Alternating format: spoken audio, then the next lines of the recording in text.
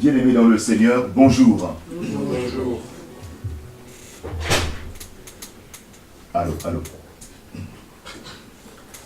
C'est toujours un plaisir de se trouver dans la maison du Seigneur pour le remercier, l'adorer, lui dire notre joie d'être notre Père. C'est une grâce. Et ce matin, nous parlerons justement de la prière.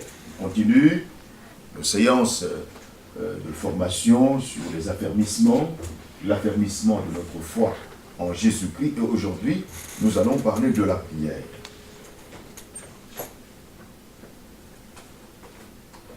Nous allons voir aujourd'hui le rôle de la prière dans la vie d'un enfant de Dieu et les différentes sortes de prières. Notre sœur Juliette nous a déjà partagé quelques témoignages qui montrent l'importance de la prière. Bien-aimés dans le Seigneur, la prière est importante dans la vie d'un enfant de Dieu. La semaine dernière, je me trouvais à Paris à la recherche, n'est-ce pas, du bureau du journal officiel. Malheureusement, je ne retrouvais pas l'adresse. Et puis, j'ai appelé au numéro de téléphone qui figurait sous l'adresse que j'avais. Ce numéro ne répondait pas. Alors, j'étais un peu désemparé, il faisait froid. J'étais perdu. Bref, j'étais perdu. Finalement, je dis, Seigneur, je suis perdu, je ne retrouve plus le chemin, je voudrais que tu me guides maintenant. Guide-moi. Père Céleste, guide-moi. Montre-moi le chemin. Au nom de Jésus. Et puis,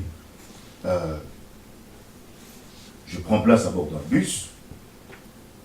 Je ne savais même pas où allait ce bus. Ah, c'est bizarre. Tiens, je monte. Il faisait froid. Il faisait froid. Je voulais être chaud. Je prends le bus. Et puis, on roule. Tiens, un peu plus loin, je regarde. Tiens, mais c'est l'adresse dont j'ai besoin. Alors j'ai dit au chauffeur, chauffeur, c'est l'adresse dont j'ai besoin. Ah bon? Eh bien, vous allez descendre un peu plus loin là. Et je suis descendu. Tiens, je dis, mais Seigneur, mais tu es magnifique. Tu es magnifique. Tu es bon, Seigneur. Amen. Amen. La prière, elle est efficace. Dieu, notre Père, écoute la prière. Et nous pouvons raconter beaucoup d'expériences où, effectivement, pour avoir crié vers notre Père Céleste, le Père Céleste a entendu la prière. Dieu entend la prière. Notre Père Céleste entend la prière. Mes amis, tous les hommes et toutes les femmes que Dieu a utilisés puissamment dans le monde ont été des personnes de prière. Alors, à votre avis, qu'est-ce que c'est que la prière? C'est quoi la prière? La prière, c'est parler à Dieu. Parler à Dieu. La prière, c'est parler à Dieu. Voyez? Prier, c'est parler avec Dieu. Parler avec le Dieu Trinitaire.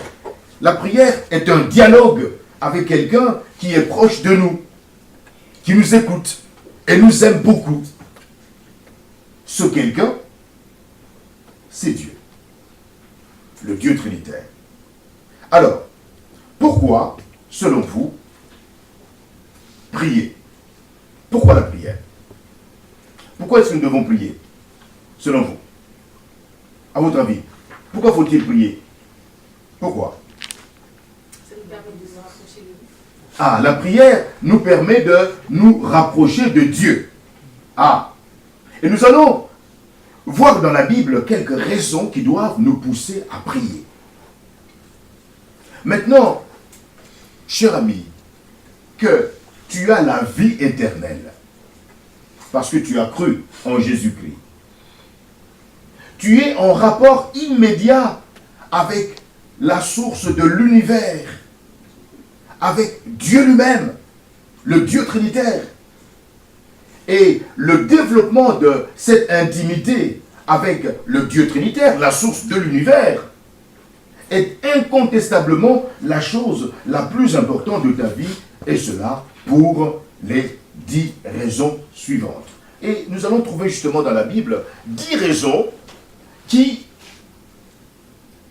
montrent que la prière est importante dans la vie d'un enfant de Dieu.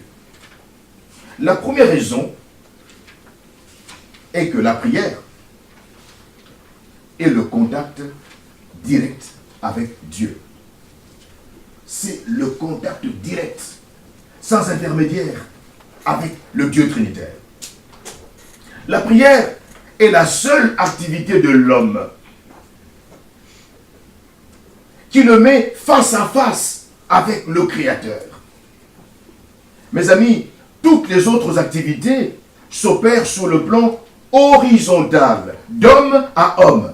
Mais la prière est la seule activité verticale de l'homme. C'est le dialogue de ton âme avec celui qui t'a donné la vie. En fait, nous pouvons dire que nous avons été sauvés du royaume des ténèbres. Dans quel but? Pour prier. Eh oui! Dieu, mes amis, est le soleil de notre âme. Et Dieu, l'enfant de Dieu, doit se tourner vers Dieu et doit prier spontanément, irrésistiblement. La prière, c'est l'expérience essentielle, suprême de la vie en Jésus-Christ. Toute autre activité est secondaire. Mes amis, la prière, c'est la vie même. Tout ce qui restera de notre vie spirituelle dans l'au-delà, lorsque nous serons au ciel, sera en quelque sorte notre vie de prière. Autrement dit, notre connaissance réelle du Dieu trinitaire. Plus cette connaissance réelle du Dieu trinitaire, Père, Fils et Saint-Esprit est développée, maintenant que nous sommes sur cette terre, plus nous serons riches spirituellement dans le royaume de Dieu. Et ce n'est que dans la mesure où nous connaissons le Dieu trinitaire, Père, Fils, Saint-Esprit aujourd'hui, que nous pouvons le servir, non seulement ici-bas, mais aussi après le retour de Christ. Et nous savons que Jésus et l'apôtre Paul enseignent tous les deux que notre récompense dans le royaume de Dieu correspondra au développement de notre vie spirituelle sur la terre. Mes amis, la prière est donc primordiale. La deuxième raison pour laquelle la prière est importante, c'est que Dieu, notre Père, et le Seigneur Jésus-Christ, nous ordonne de prier. C'est un ordre que de pouvoir dialoguer avec le Dieu trinitaire. La Bible, parole de Dieu, contient un très grand nombre d'incitations à la prière. Jésus dit qu'il faut toujours prier et ne pas se relâcher. Luc 18, verset 1. Toujours prier. Ne jamais se relâcher. Jamais se fatiguer. Et dans le jardin de Gethsémani, Jésus dit à ses disciples, avec une certaine tristesse, « Vous n'avez donc pas été capables de veiller 1 heure avec moi. Veillez et priez, afin de ne pas entrer en tentation. » Matthieu 26, versets 40 et 41. Veillez et priez pour ne pas succomber dans la tentation. Cela signifie que si vous ne veillez pas, si vous ne priez pas, et vous serez facilement exposé à la tentation et vous succomberez, vous tomberez. Par contre, si vous êtes debout dans la prière, alors, lorsque la tentation viendra sur vous, eh bien, vous la rejeterez. Vous serez capable de dire non. Paul dit, dans 1 Thessaloniciens 5,17, priez sans cesse. C'est un ordre. Priez sans cesse. À tout moment, soyez en prière. C'est extraordinaire. Dieu nous ordonne de prier nuit et jour. Amen. C'est un ordre. Priez nuit et jour. Et, mes amis, cette seule raison que Dieu nous donne de prier nuit et jour suffit pour que nous puissions prier. Parce que c'est un ordre. Nuit et jour, priez. Mais nous allons encore ajouter d'autres raisons pour lesquelles nous devons prier. La prière, mes amis, est un ordre donné par Dieu. 1 Thessaloniciens, chapitre 5, verset 17. Qu'est-ce qu'il nous dit? Priez sans cesse. Qu'est-ce que Dieu nous ordonne de faire dans ce verset? Priez sans cesse. Priez sans cesse. C'est un ordre. Dieu t'ordonne de prier sans cesse. Le Père t'ordonne de prier sans cesse. Jésus, le Seigneur, t'ordonne de prier sans cesse. Vous savez, si vous dites Seigneur Jésus, Seigneur, cela signifie je dois t'obéir. Or, Jésus, en tant que Seigneur, t'ordonne dans la Bible de prier sans cesse. La Bible, c'est la parole de Dieu. Les ordres qui se trouvent dans la Bible viennent directement de Dieu, du Père Céleste, de Jésus-Christ, du Saint-Esprit, du Dieu Trinitaire. Et nous devons obéir à ces ordres. Donc si Jésus dit, pourquoi m'appelez-vous Seigneur, Seigneur? Et ne faites-vous pas ce que je vous ordonne. Parfois nous cherchons des péchés. Seigneur, montre-moi où est-ce que j'ai péché. Montre-moi où est-ce que j'ai péché. Montre-moi, Seigneur. Oh, cet ordre-là. Jésus a dit, priez sans cesse. Est-ce que tu es en permanence en prière? Qu'en est-il de cet ordre? Simple.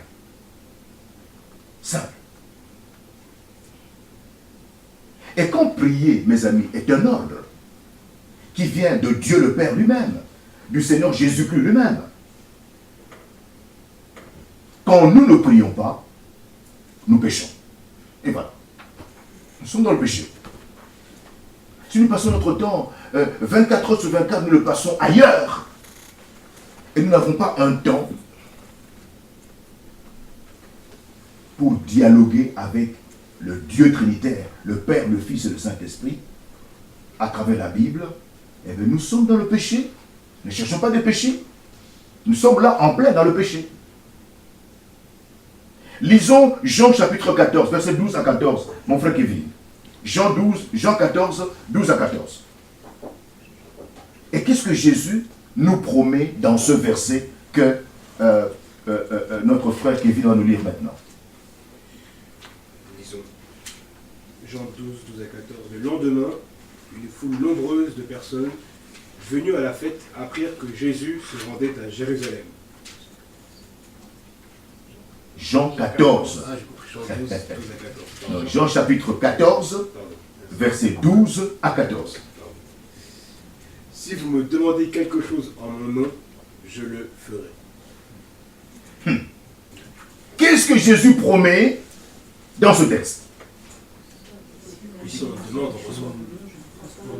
Si vous demandez quelque chose à qui? À Dieu le Père, en mon nom, je le ferai.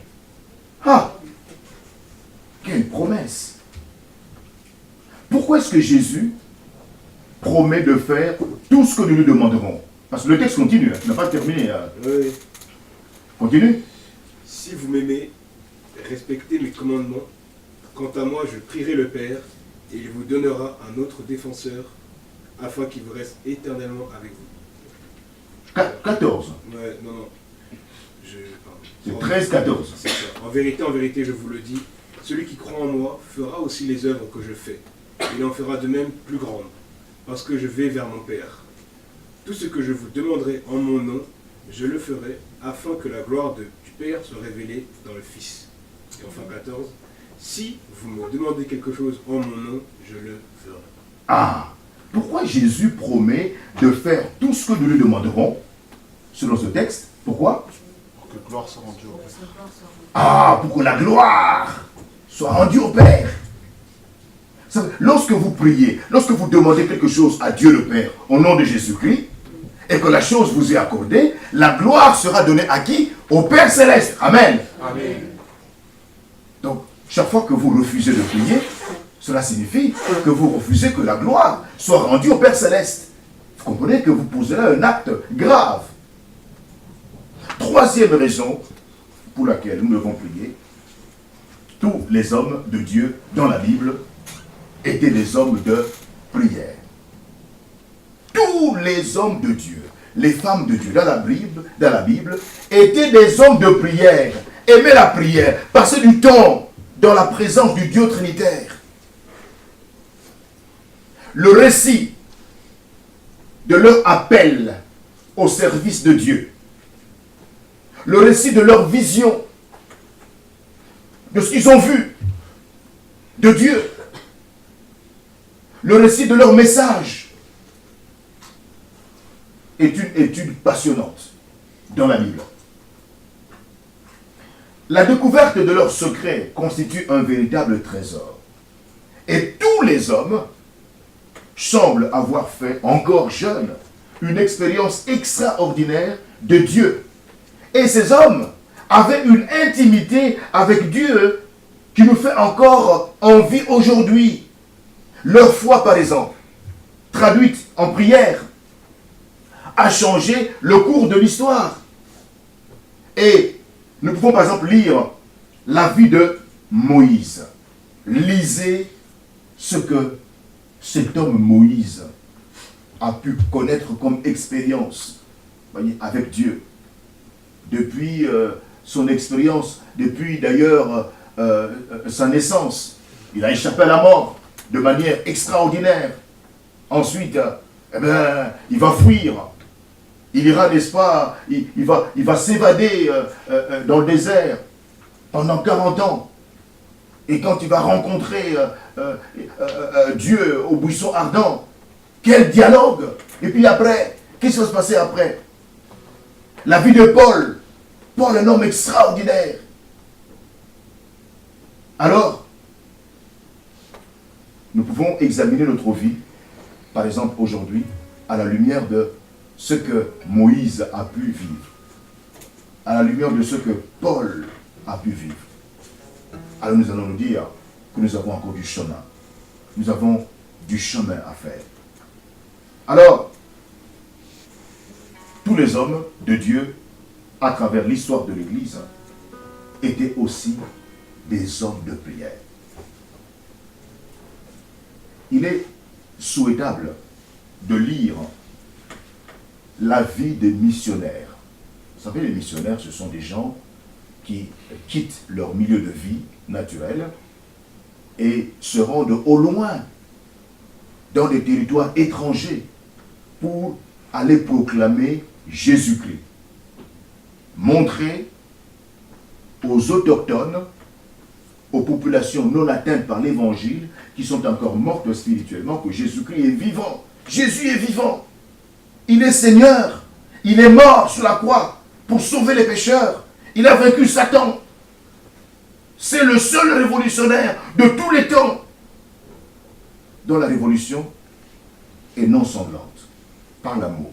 Amen. Voilà le message que les missionnaires apportent, n'est-ce pas, dans ces territoires encore non atteints. Et tous ces hommes ont une histoire. L'un d'eux s'appelle Hudson Taylor. C'est intéressant de lire son histoire. Un autre, George Muller. Et George Muller, lui, avait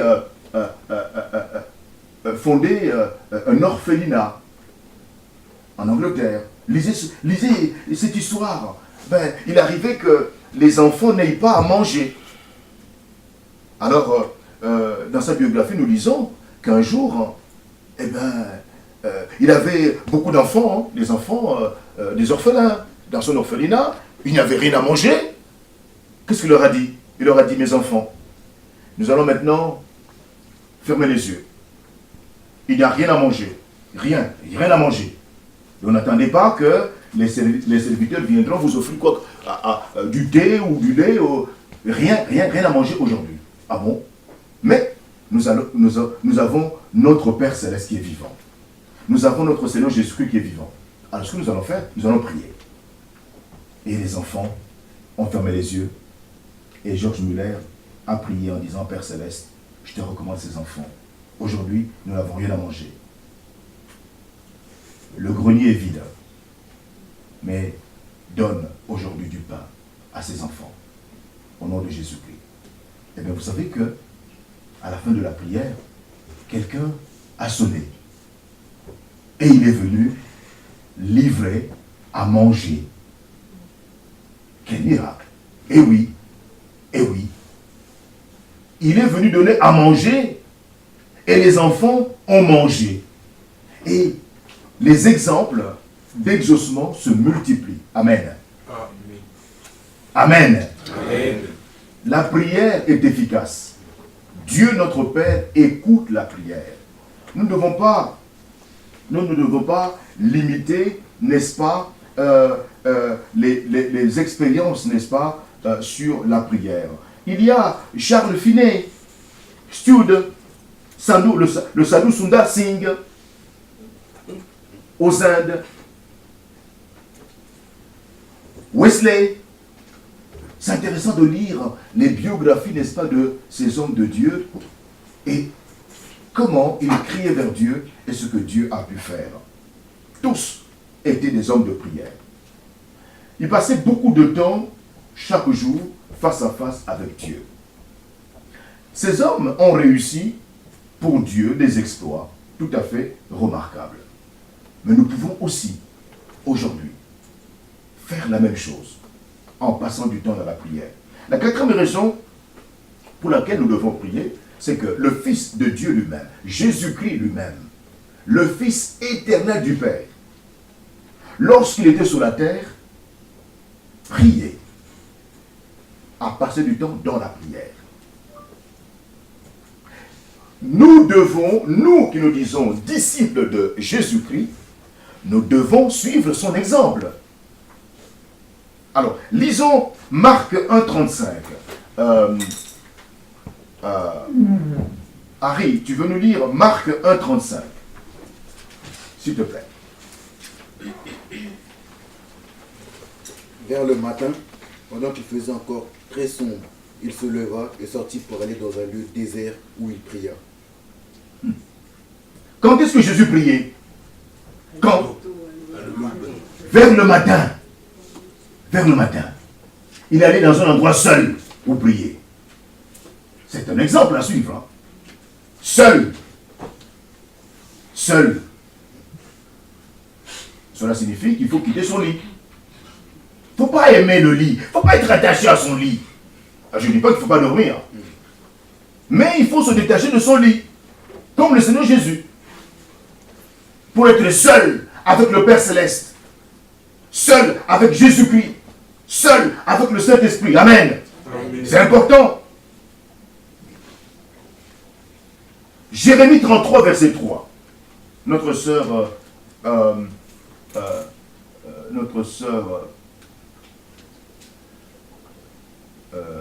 Maggie, tu peux nous lire Jérémie 33, verset 3. Dieu, notre Père, nous promet quelque chose de très important dans ce passage clé de Jérémie 33, verset 3. Invoque-moi et je te répondrai. Je t'annoncerai des grandes choses, des choses cachées que tu ne connais pas. Qu'est-ce que Dieu, notre Père, nous promet dans ce texte? Révélation. Hein? Révélation. Révélation. Invoque-moi et je te répondrai. Je t'annoncerai des grandes choses, des secrets que tu ne connais pas. Vous comprenez la grandeur des choses qui sont dites dans ce verset? Nous voulons connaître des secrets. Des secrets. Eh oui, des secrets. Des choses qu'on ne connaît pas. Dieu notre Père révèle des choses cachées. Des choses cachées. Hein, je vous avais raconté une fois l'histoire, n'est-ce pas, d'une sœur en Christ, voyez, qui avait épousé un homme à l'époque où elle était encore païenne. Et il s'aimait très très bien. Hein, et puis pendant 14 ans, après leur mariage, ils ont vécu ensemble, bras dessous, et puis 14 ans plus tard, madame s'est convertie à Jésus-Christ, a renoncé à Satan comme père spirituel, a renoncé à toutes les pratiques occultes, a renoncé à sa vie de désordre, et a dit à Jésus-Christ, je t'offre ma vie. Ce jour-là, à partir de ce jour-là, l'homme a changé de couleur. L'homme a fui le toit conjugal. Et il est devenu volage. Il a pris une première femme, maîtresse, deuxième femme, troisième femme. Il rentrait à la maison parfois pour déposer ses vêtements sales afin que son épouse légitime, entre guillemets, puisse les nettoyer. Alors, ça, c'est quelque chose qui avait mis en rogne cette sœur en Christ. Finalement, la sœur a pleuré. Elle a beaucoup pleuré. Et puis, la sœur a demandé aux frères et sœurs de pouvoir la soutenir, parce que le mari a fui, entre guillemets, le toit conjugal. Elle ne savait pas ce qui se passait. Et puis, la petite sœur, n'est-ce pas, du mari est venue rendre visite donc à la sœur, notre sœur. Et c'est là que notre sœur se plaint en disant, mais ton frère a fui la maison. Je ne le vois plus. Depuis que j'ai donné ma vie à Jésus-Christ, ta femme et ton frère a fui la maison. Alors, la petite sœur va dire à sa belle-sœur, mais je dois te révéler quelque chose, ma belle-sœur. Avant que notre papa ne décède, il avait réuni tous les enfants de la famille et il voulait confier la calebasse de la sorcellerie entre les mains d'un des enfants. Et le fils qu'il avait choisi de garder la calebasse de la sorcellerie familiale, c'était mon frère, ton mari. Et je pense que ton Jésus, ce Jésus en qui tu as placé ta confiance, eh bien, ne s'entend pas avec la sorcellerie de mon frère. Ça, c'est la belle-sœur qui révèle cette information. Voyez? Quand? Combien de temps après le mariage? 14 ans plus tard. Donc, notre sœur en Christ dormait chaque nuit, 14 ans durant, avec un sorcier. Elle ne savait pas. Vous voyez ça? Vous savez pas? C'est terrible ça. Vous dormez avec un sorcier et vous ne savez pas. Finalement, vous savez, les frères et sœurs en Christ qui priaient pour le salut de cet homme ont continué à intercéder. Jésus-Christ est vivant. Amen. Amen. Jésus écoute la prière. Chez la première femme, la première maîtresse, eh bien, ces êtres spirituels qui venaient toujours soutenir cet homme pour l'aider dans sa sorcellerie à sortir la nuit et à aller faire du mal aux gens, eh bien, s'arrêter au plafond, enfin, sous le doigt, chez la première maîtresse. Il s'est dit, il y a un problème là. Il a fui cette première maîtresse, il est allé chez la deuxième maîtresse, en se disant qu'il y a un souci. Peut-être que chez la deuxième maîtresse, ça ira. Et là, chez la deuxième maîtresse, il invoque ce démon. Et là, le démon n'apparaissait plus. Je me suis dit, mais il y a un problème là. il était semblable à une poule mouillée. Il a dit, je crois que c'est le Jésus que prie ma femme qui m'a ôté, qui a chassé ces démons qui m'ont toujours aidé dans ma sorcellerie. Et donc, il rentre à la maison précipitamment, il voit sa femme et lui dit, écoute, ma chérie, je dois te parler. Et sa femme était déjà au courant que ce monsieur était un sorcier depuis 14 ans. Et sa femme lui dit, et monsieur lui dit, ma femme, je dois te dire, je dois t'avouer quelque chose. Avant de t'épouser, notre père m'avait légué la calebasse de la sorcellerie familiale. Donc, tu as épousé un sorcier. Chaque nuit, quand je sors, je t'endors. Et tu ne te réveilles qu'à mon retour. Vous comprenez ça? Quoi, chérie? Oui, mais il raconte sa mésaventure. Et tous ces esprits que j'ai invoqués pour m'aider dans ma sorcellerie ont disparu. J'ai fui la maison parce que je n'étais plus à l'aise.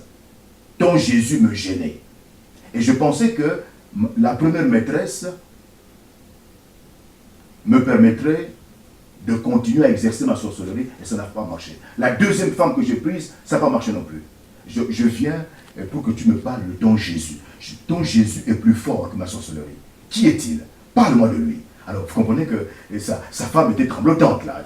Déjà, tu découvres ce secret. Voyez, l'homme que tu as épousé depuis 14 ans, un sorcier, il t'endort la nuit. Et le voilà qui vient te dire, ma sorcellerie est inefficace, ton Jésus est plus fort. Parle-moi de ce Jésus. Évidemment, la sœur en Christ a amené simplement le monsieur chez les frères et sœurs en Christ qui avaient aidé notre sœur en Christ, qui priaient pour le salut de cet homme et qui ont présenté Jésus-Christ à cet homme. Et cet homme s'est repenti en renonçant à Satan comme père spirituel, en renonçant à toutes les pratiques occultes, la sorcellerie, à sa vie de désordre et a donné sa vie à Jésus-Christ. Ce foyer a été sauvé. Amen. Et cet homme est devenu un disciple du Christ. Mes amis, la prière est efficace. La prière est efficace. Jésus-Christ écoute la prière. Jésus-Christ écoute la prière. Voyez, donc, Jésus-Christ priait beaucoup. Et bien plus que ses disciples. Et nous aurions cru que le Fils de Dieu pouvait se passer de la prière, puisqu'il était Dieu. Mais au contraire, du fait que ce Fils éternel du Père était aussi un homme, et non pas un surhomme, il avait réellement besoin de prier. Pourquoi? Pour maintenir sa vie spirituelle. Avant même de commencer son ministère, Jésus passa 40 jours de prière et de jeûne dans le désert. Et en tant qu'être humain, il avait besoin de voir clair. Il avait besoin de consolider son message. Il avait besoin d'affronter le diable et de le vaincre par l'Esprit Saint. Et de cette solitude, il est revenu rempli du Saint-Esprit, avec un message bouleversant.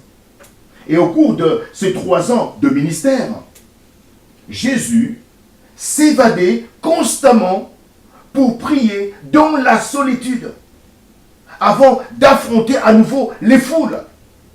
Mes amis, si le Fils de Dieu avait tant besoin de prier, eh bien, à combien plus forte raison, moi, évidemment, qui ne suis qu'un homme et un pécheur, n'ai-je pas besoin de passer du temps dans la prière?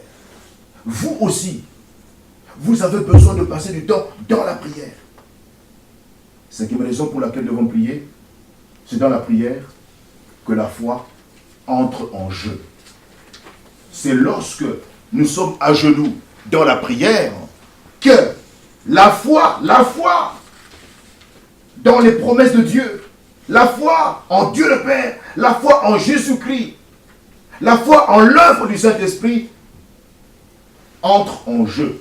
Jésus disait toujours qu'il vous soit fait selon votre foi. Qu'il vous soit fait selon votre foi. Selon votre foi, non pas dans l'arbre, non pas dans un mur. Votre foi en moi. Votre foi dans les promesses de Dieu, dans les promesses de la Bible, parole de Dieu. Mais la foi reste sans effet tant que nous ne prions pas. La prière, mes amis, c'est l'expression inévitable de la foi. Si je crois à la promesse de Dieu, je dois forcément saisir cette promesse, utiliser cette promesse. Sinon, je ferai de cette promesse un non-sens. À quoi bon dire que je crois à la parole de Dieu si je ne mets pas Dieu à l'épreuve? Si je ne demande pas l'exécution de sa promesse? Si j'ai un chèque entre les mains, eh bien, il ne me suffit pas de croire simplement à la validité, n'est-ce pas, de ce chèque. Il faut que j'encaisse le chèque en question. Eh bien, la prière consiste justement à encaisser les promesses de Dieu le Père. Et cette prière se base sur la parole de Dieu.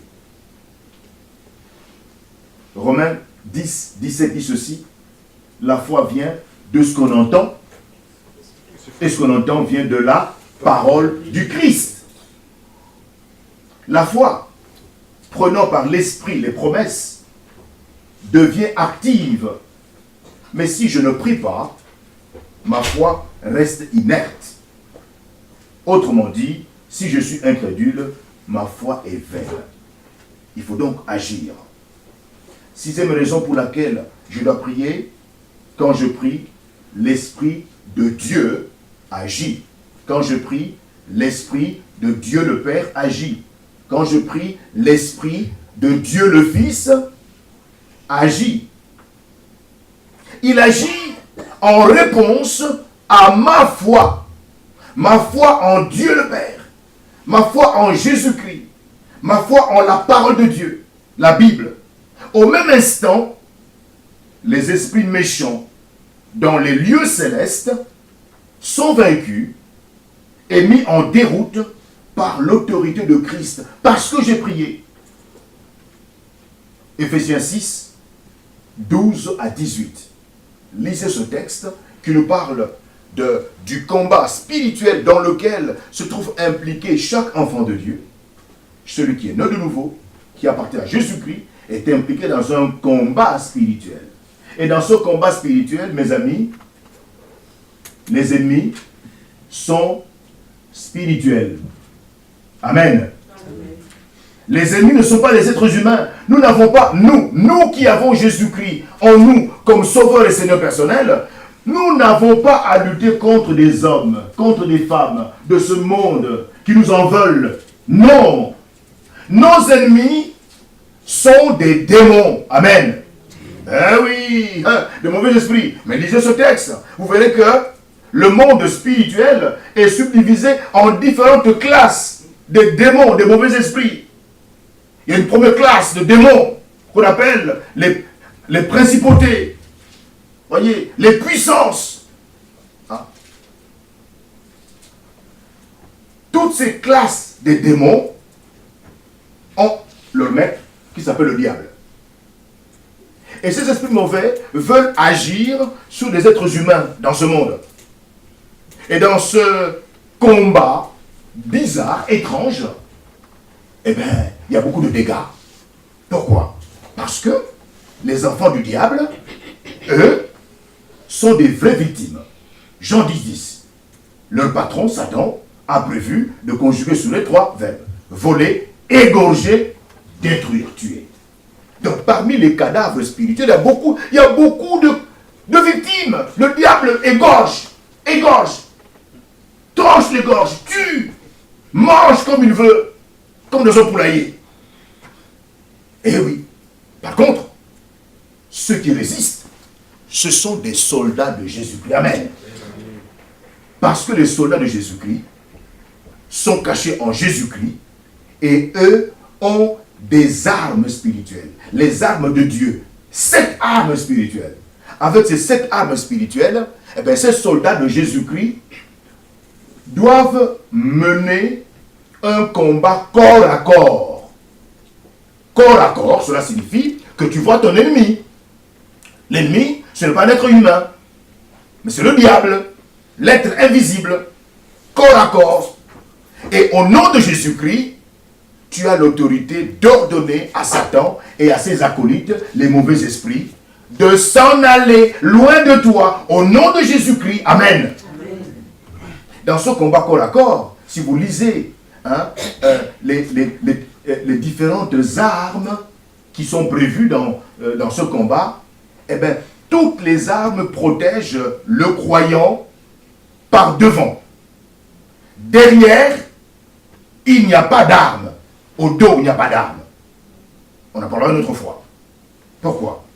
Parce que dans ce combat, il n'est pas prévu que le croyant tourne le dos au diable. Non, non, non, non, non. Non, ce n'est pas prévu. Il n'est pas prévu que le croyant en Jésus-Christ fuit. Parce que Jésus a déjà vaincu le diable. Amen. Amen. Il est demandé à l'enfant de Dieu de résister, de regarder en face l'ennemi, et de le chasser au nom de Jésus-Christ. Amen. Amen. En utilisant les 7 armes spirituelles. Il faut rester là. Voyez, lorsque le mauvais jour s'abat sur toi comme une avalanche, il ne doit pas t'écraser. Le mauvais jour va s'abattre sur toi de diverses manières. De diverses manières. Une mauvaise nouvelle. Mauvaise nouvelle. Vous apprenez que vous êtes malade. Ou bien vous apprenez que vous avez été trahi. Votre épouse vous a trahi. C'est une mauvaise nouvelle. Votre mari vous a trahi. C'est une mauvaise nouvelle. On vous en veut. Quelqu'un veut vous tuer alors que vous n'avez rien fait. C'est une mauvaise nouvelle. Les mauvaises nouvelles sont légion. Elles vont s'abattre sur toi. Comment tu vas réagir? Le problème, c'est la réaction. Comment tu vas réagir? Si tu as les armes, les 7 armes de Dieu, tu vas agir comme un soldat du Christ. Et le diable qui est derrière cet homme ou cette femme qui veut te mettre à genoux, fuira. Oui, c'est la volonté de Dieu qui fuit. Parce qu'il s'est attaqué à un soldat de Christ. Amen. Très important. Si nous sommes charnels, eh bien, nous serons mis KO debout. KO debout. Nous allons pleurnicher sur nous-mêmes. Parce que les armes spirituelles, nous ne les avons pas. Nous ne les avons pas. Voilà. Examinez la liste de ces armes. On en parlera prochainement. Est-ce que vous avez les 7 armes sur vous dans ce combat spirituel dans lequel vous êtes impliqués? Oui, vous êtes impliqués dans un combat spirituel. Mes amis, le psalmiste dit, le malheur atteint souvent le juste. Mais l'Éternel la délivre toujours. Le malheur atteint souvent le juste. Le juste, c'est celui qui a été pardonné en Jésus-Christ, que le Père a pardonné en Jésus-Christ. Il est devenu juste parce que couvert par le sang de l'agneau. Il était pécheur, il était mauvais, il était tricheur, il était la femme la plus terrible de la terre. Mais en Jésus-Christ, son passé a été nettoyé. Lavé par le sang de l'agneau, il est devenu propre. La justice de Jésus-Christ la couvre, ou le couvre. Juste. Mais le malheur s'abat souvent sur lui. Mais attention, l'Éternel, Dieu notre Père, l'en délivre toujours. Maintenant, avant de voir, de palper la délivrance de la part de Dieu notre Père, il faudra que tu aies les armes Les armes de Dieu. Si tu ne les as pas, tu vas pleurnicher. Tu vas beaucoup pleurer pendant cette période difficile. Lorsque le mauvais jour s'abat. Le mauvais jour, s'il ne s'est pas encore abattu sur toi, eh bien, il s'abattra sur toi demain, ou après-demain, ou dans un mois, ou dans 3 mois. Mais lorsque le mauvais jour s'abattra sur toi, eh bien, tu seras fort avec les armes de Dieu. Si tu ne les as pas, essaie de les examiner. Voyez, arme numéro 1, numéro 2, numéro 3, est-ce que je les ai entre mes mains? Si je ne les ai pas, alors là, il faudra les avoir. Très important. Amen. Amen.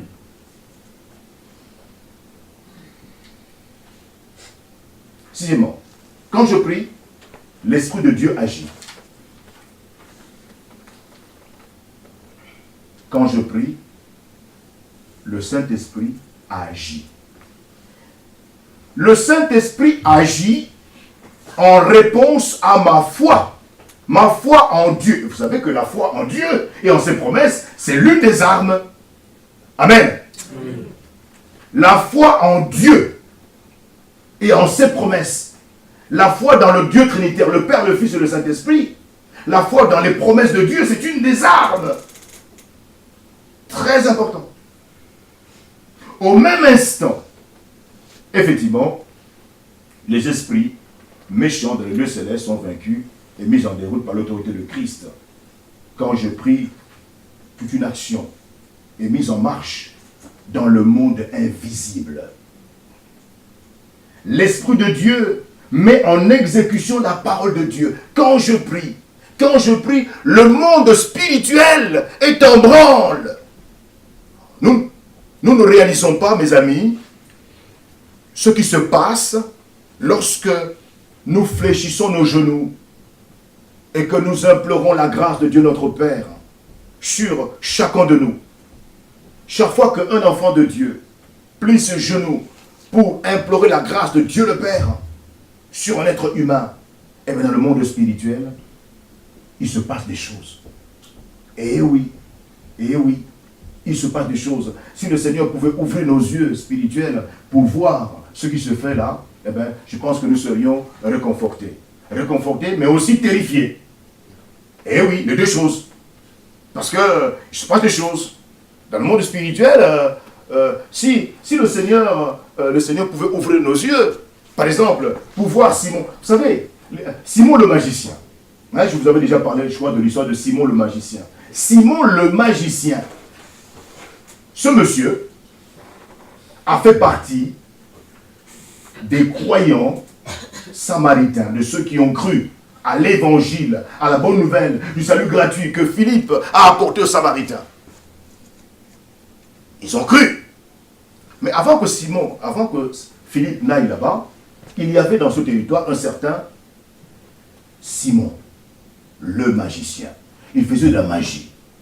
Et quand il pratiquait la magie, eh bien, les habitants l'appelaient la puissance de Dieu. Ah! La puissance de Dieu. Mais cet homme a aussi écouté la bonne nouvelle du salut gratuit par la foi en Jésus. Cet homme a dit, moi aussi je crois en Jésus. Et cet homme est rentré dans les eaux du baptême. Il s'est fait baptiser. Mais c'était un faussaire. Amen. Un faussaire spirituel. Il a cru. Il s'est fait baptiser comme les autres. Donc, il est devenu croyant. Il a fait partie des croyants. Et il est devenu un proche de l'évangéliste Philippe. Voilà comment les tricheurs spirituels font. Il devient ami de l'évangéliste. Mais c'était un moyen pour lui de s'approcher de l'évangéliste pour mieux dominer ces gens sur qui il jetait des mauvais sorts avec sa puissance magique. Dieu n'a pas permis que l'évangéliste Philippe discerne avec ses yeux que cet individu qui était à côté de lui était toujours magicien. C'est terrible. Mais même s'il n'a pas vu, mais le Seigneur protégeait quand même Philippe. Amen. Il le protégeait quand même. Il a fallu que Pierre et Jean viennent, lorsque l'église, la grande église mère à Jérusalem, a appris qu'il y avait un grand réveil à Samarie. Il y avait beaucoup de gens qui se convertissaient à Samarie et que l'évangéliste Philippe était tout seul à pouvoir encadrer spirituellement toutes ces âmes nombreuses. Eh bien, l'église mère à Jérusalem a envoyé Pierre et Jean pour qu'ils aillent pour prêter main forte, encourager les âmes à Samarie. Et là, c'est Pierre qui va discerner, va voir avec les yeux de l'esprit que cet individu qui était à côté de l'évangéliste Philippe était un faussaire spirituel. En effet, lorsqu'il voit des miracles être opérés par Pierre et Jean, vous voyez, et ce magicien, ce faussaire, ce faux frère, qu'est-ce qu'il a dit? Il voulait acheter le pouvoir de guérir les malades. Ah bon? Je voudrais vous donner de l'argent pour que moi aussi, je puisse avoir ce pouvoir qui permet de guérir les malades. Hein? Il n'y a rien, a dit Pierre, entre toi et nous. Tu n'as pas de part dans cette œuvre spirituelle qui est en train de s'accomplir. Ton cœur est méchant. Il y a de la méchanceté en toi. Vous savez, un païen, un cadavre spirituel est un méchant, naturellement. Même si il est l'homme le plus gentil de la terre, même si il est la femme la plus gentille, devant Dieu, c'est un méchant. Un méchant. Il y a de la méchanceté en lui parce qu'il est mort spirituellement. Repens-toi. Repens-toi sincèrement. Renonce à Satan comme père spirituel. Renonce à toutes les pratiques occultes. Renonce à ta vie de désordre et place ta foi en Jésus-Christ pour que tu sois sauvé. Amen. Alors, Simon le magicien, malheureusement, il peut y en avoir toujours dans un lieu de prière. Mais s'il y en a, repens-toi avant qu'il ne soit trop tard. Avant que le Saint-Esprit lui-même ne dise, ne révèle que tu es Simon le magicien. Amen. Septièmement, la prière est agréable à Dieu. La prière est agréable à Dieu. Nous devons prier parce que la prière réjouit le cœur de Dieu le Père. Réjouit le cœur de Jésus-Christ notre Seigneur. Proverbe 15, 8. Patrick, tu peux nous lire Proverbe 15, 8.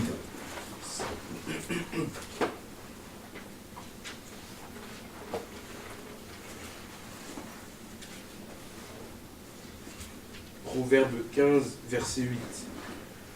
Le sacrifice qu'offrent les méchants fait horreur à l'Éternel, tandis que la prière des hommes droits lui est agréable. Quelle est la prière qui est agréable à Dieu? La prière des hommes droits. La prière des hommes droits. Amen. Amen. La prière des hommes droits est agréable à Dieu. Or, les hommes droits, ce sont les hommes qui ont été lavés dans le sang de l'agneau. Les hommes droits. Alors vous savez que la droiture devant Dieu et devant les hommes, c'est la deuxième arme. Parmi les armes de Éphésiens, chapitre 6. La droiture de cœur devant Dieu et devant les hommes. C'est la deuxième arme. Eh oui, si ton cœur n'est pas droit devant Dieu et devant les hommes, tu as une arme en moins. Si tu es un hypocrite dans ce combat spirituel contre le diable qui est invisible et ses acolytes spirituels qui sont des démons invisibles aussi, mais qui utilisent des êtres humains qui viennent nous voir et nous donnent des coups, eh bien tu seras mis KO debout. La droiture de cœur devant Dieu, devant les hommes. Eh bien, ceux qui ont ce cœur droit devant Dieu, devant les hommes, pour avoir un cœur droit devant Dieu, devant les hommes, tu dois confesser tes péchés. Amen. Confesser tes péchés pour que le sang de l'agneau te lave. Mais si tu es une banque à péché, ne t'attends pas à ce que tu puisses avoir cette deuxième arme spirituelle. Lorsque Satan, ses acolytes, t'attaqueront de diverses manières, tu seras mis KO debout. Tu ne tiendras pas. Mais la prière des hommes droits, c'est-à-dire ceux qui ont ce cœur droit devant Dieu, devant les hommes, eh bien, elle réjouit le cœur de Dieu. Huitièmement, la prière me protège contre la tentation. Et oui, Matthieu 26, 41. Patrick, tu peux lire Matthieu 26, 41. La prière me protège contre la tentation.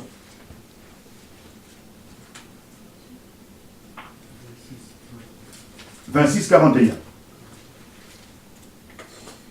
Matthieu 26, verset 41. Restez vigilants et priez pour ne pas céder à la tentation. L'esprit est bien disposé, mais par nature, l'homme est faible. Amen. Amen. Quelle est cette autre raison que vous trouvez dans ce verset pour laquelle nous devons prier? Pourquoi? Pour ne pas tomber en tentation. Mes amis, tomber en tentation, le diable vient nous proposer des choses alléchantes. Mais vous voulez ne pas tomber? Mais priez. Si la prière n'existe pas dans votre vie, eh bien, vous deviendrez une passoire. Le diable viendra avec ses propositions et vous direz toujours Amen. Amen. Amen. Non. L'enfant de Dieu doit être un barrage. Un barrage. Voyez? Il faudra que le mal, il faudra pas que le mal qui veut envahir ce monde passe par lui pour continuer son chemin. Il doit dire stop. Stop au mal. Pour dire stop au péché, stop au mal, tu vas passer du temps dans la prière. Amen. Si tu ne passes pas du temps dans la prière, tu n'auras pas la force de dire non au mal. Joseph était un amoureux de la prière, Joseph. Si Joseph a pu fuir la femme de Potiphar, qui pourtant lui proposait quelque chose, n'est-ce pas, un péché agréable. C'était la femme du général, du patron. Tout le palais lui appartenait. Et puis, cette femme demande à Joseph d'avoir une aventure amoureuse, bien couverte. Et Joseph allait être protégé dans ce péché. Joseph, qui passait du temps dans la prière, a dit non, non. Et il n'a pas simplement parlé, il a fui. C'est-à-dire, fuir signifie déplacer son corps. Toute la marque de son... Il y a des péchés qu'il faut fuir. Il faut fuir. On ne discute pas avec le péché. Il faut fuir. Et pour fuir comme ça, la force est venue de la prière. Amen. Celui qui ne prie pas n'aura pas la force de déplacer son corps. Il dira, péché, je viens à toi. Péché, viens. Mes amis, le prophète dit que l'homme sage voit venir le péché, il se cache. Mais le simple, celui qui n'a pas d'intelligence, il voit venir le péché et il va à sa rencontre.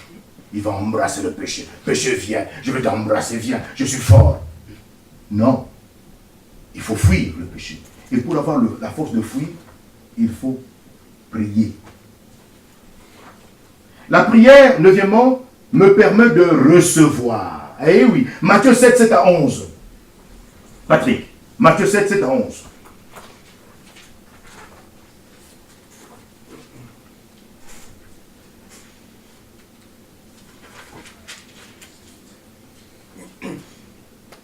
Matthieu 7, 7 à 11.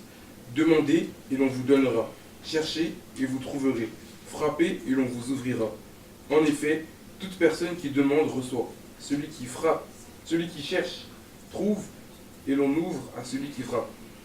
Qui parmi vous donnera une pierre à son fils s'il lui demande du pain? Ou s'il demande un poisson, lui donnera-t-il un serpent?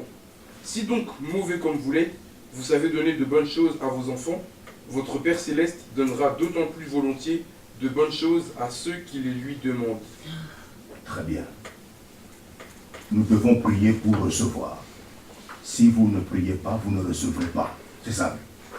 Vous voulez recevoir? Priez. Priez pour recevoir.